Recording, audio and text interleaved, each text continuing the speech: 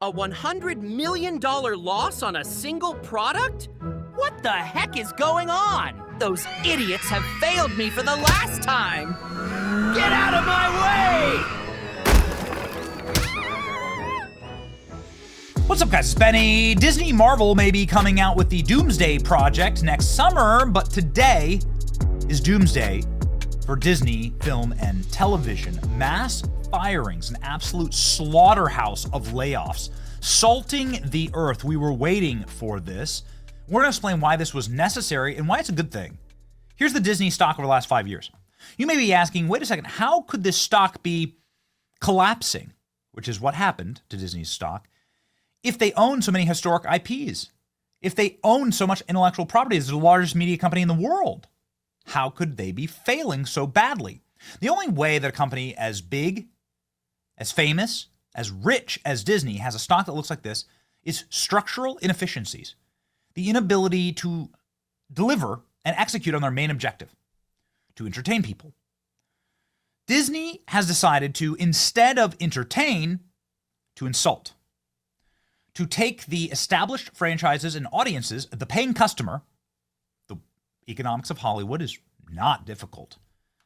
Hollywood studios like Disney make a product. The Last Jedi. The Rise of Skywalker. Captain Marvel. Captain America Brave New World. Look at the Rotten Tomatoes, which, by the way, you can buy reviews on Rotten Tomatoes. Look at how poor these are. Look at this, 19% for The Acolyte. Jeez. Snow White, 40%. Oh, man. Brutal. She-Hulk, 32. The paying customer buys a ticket, whether that's watching on a streaming platform or whether that's buying a physical movie ticket and going and seeing a movie in theaters. That paying customer then is able to create buzz about your movie and more people buy tickets if they like it. If enough people buy tickets, then you get to keep making more movies, everyone gets paid. You make enough of these, though, right here, you make enough of these, then you're going to end up with arguably the biggest single cinematic flop in history, which was Snow White, which was probably the breaking point. So the problem with Disney is that they decided to, instead of focus on the paying customer and delighting audiences, of which they bought pretty much every audience in Hollywood, every audience available, every franchise with built-in established core fans, whether it's Disney originals, classics from the 1930s, or whether it's Indiana Jones, they bought it all, or The Simpsons. Then they set about desecrating it and insulting the audience, doing everything that they could to spite the audience. That's what this project was about. And that's bad business. That's going to be demonstrated, obviously, in the insufferable black hole narcissism of the Girlboss actresses. I stand there 18 hours in a dress of an iconic Disney princess. I deserve to be paid for every hour that it is streamed online. Shut up. I'm so glad that her career's over. I'm so glad that she's done. That the Rachel Ziegler era is finished. My daughters stand in Disney princess dresses for free every single day. In fact, I have to pay for it, right? Yeah. Whether it's that or whether it's lower profile projects, but arguably even worse than Snow White. There's stuff that Disney produced over the last couple of years that wouldn't even be allowed to play at like a DNC convention. Reverse that. Wouldn't be allowed to play at like an AOC rally. Wouldn't be allowed to play with like the Justice Democrats convention, like the American Socialist convention. Stuff like this. Country was built on slavery, which means slaves built this country. Disney made Tilled this. this land from sea to sea to sea. First it was rice, tobacco, sugar cane. Then Whitney did his thing and cotton became king. And we were its soldiers, 4 million strong, fighting for America's freedoms, even though we remained America's slaves. Built this country. The descendants of slaves continue to build it. Slaves built this country. And we, the descendants of slaves in America, have earned reparations for their suffering. And continue to earn reparations every moment we spend submerged in the systemic prejudice, racism, and white supremacy that America was founded with and still this country. Not only field hands, but carpenters, masons, blacksmiths. Not only is this utterly historically illiterate, not only are they propagandizing children with literal fake retelling of history. Slaves did not build America. So at the time of the Civil War, slavery was on its way out. It had already run its course. There was already technological advances that made slavery utterly unnecessary in this country. And slaves, of course, never built this country. Not only is this ripping at the very fabric of like how you keep multinational democracy like ours together. Like, not only how do you keep a republic together, like it's inspiring race hatred, but it's literal race hatred. It's anti-white propaganda by Disney. People should have been marched out of the studio for this. Quite frankly, maybe they still will be. Quite frankly, maybe they are right now. Okay, so we've described the problem.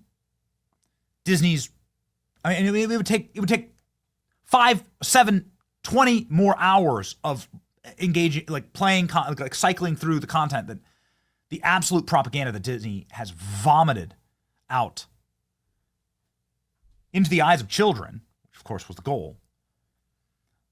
You shouldn't forgive them for this, but you should require that the company suffers. Like financial pain is required in order to fix things like this. And here it is. Disney laying off several hundred employees worldwide. Disney is laying off hundreds as the entertainment giant looks to trim costs and adapt an evolving industry. Disney spokesperson confirmed the action on Tuesday. The exact number of jobs being cut is unknown. Some say it's in the thousands. Layoffs will occur across divisions, but especially TV, casting, development, and film. Oh, wow. Really? So, casting. So maybe the casting director here may well be fired. You have to assume that. No entire teams will be eliminated. As our industry transforms at a rapid pace, we'll continue to evaluate ways for efficiently managing our business, fueling a state-of-the-art creativity, blah, blah, blah. Last month, Disney posted solid profits and revenues. The second quarter, as its domestic theme parks thrived, the company added well over 1 million subscribers to the streaming service. The company also boosted its profits expectations for the years. Disney's been riding a wave of box office hits. Really? I don't think so. Really? Lilo and Stitch is an actual legitimate box office hit, but Thunderbolts is not. In 2023, Bob Iger announced that Disney would be cutting 7,000 jobs as part of an ambitious reorganization. Disney said at the time that the job reductions were part of a targeted $5 billion cost savings. Shares of Disney have not done well today. Massive layoffs in Snow White down to just 3 dwarves. Disney layoffs seems the only way that these companies learn what viewers want is through financial lessons. Markets opened shaky as Disney announced hundreds of layoffs in the film division. Shares fell 0.5%. Disney is also dumping its DEI programs. It's the canary in the coal mine. So we'll leave you with this. Is Bob Iger telling the truth? Bob Iger has been in charge of Disney for the most of the last 20 years, who can be blamed for all of the problems, is now in to try and fix it. Disney is a huge organization. Bob Iger's vision is to cut out all activism. He says in this clip he has zero tolerance for left-wing activism. Is this part of the healing process for Disney? I'm not going to hold my breath. I think it's too far gone.